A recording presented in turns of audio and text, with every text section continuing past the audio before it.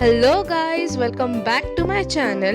In this video, I'll be making an affordable holi hamper. So let's get started. First, you need a tray attached with a net cloth, and you can even make this tray at home. First, I'm starting with some namkeen and Chavanu.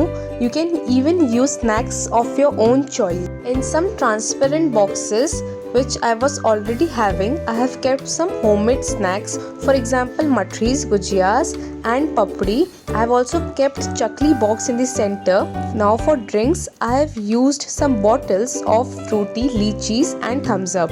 Properly tie it with a rubber band and stick a golden flower in the center. Now for the hanging, here I have used a ready-made bucket and pichkari attached. Now with the help of a glue gun, paste a beautiful and attractive lace on all the four corners.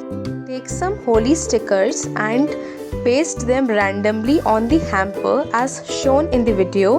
Now take a fan made with paper, attach a holi sticker on it and paste it behind the knot as seen in the video. You can secure it with a stapler or a double-sided tape. So here our most beautiful and attractive yet affordable holi hamper is ready.